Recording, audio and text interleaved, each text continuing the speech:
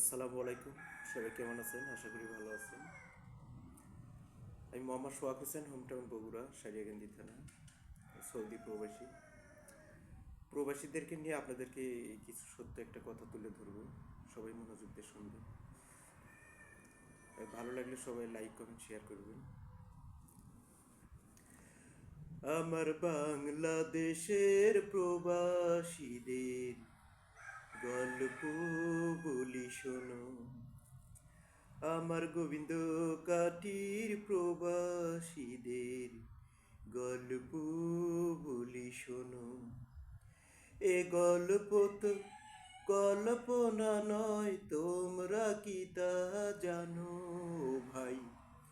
এ গল্প তো কল্পনা নয়, তোমরা কি তা জানো?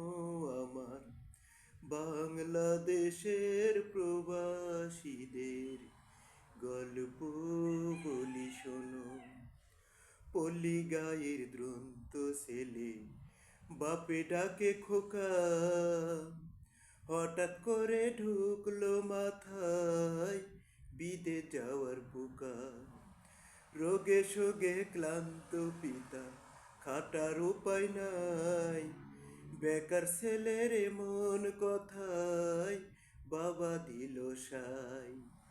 ক্ষেতের জমি হালের গরু বিক্রয় করে দিয়ে বাকি টাকা করলো পূরণ মায়ের গয়না নিয়ে। অনেক আশা বুকে বেঁধে ছাড়লো যখন বাড়ি, সে যে কি বেদনা বিদুর ছিড়ল যেন নারী। ভাইয়ে কান্দে মায়ে কান্দে, কান্দে আপন জন, চোখের জলে বুক ভেসে যায়, শব্দ করে মন। বিমানেতে বসে খোকা জালানারি পাশে, নীলাকাশে তাকিয়ে দেখে মায়ের ছবি ভাসে।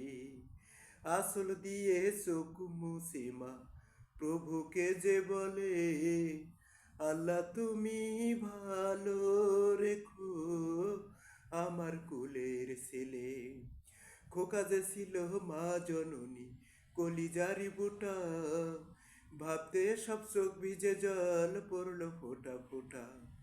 নদ নদী আর সাগর নদর দিয়ে খোকা পারি, পৌঁছালো যে অতি সাদের বিদেশের বাড়ি। অনেক কষ্টে মিলল খোকার এমন একটি কাজ, আর ভাঙা খাটনি তাতে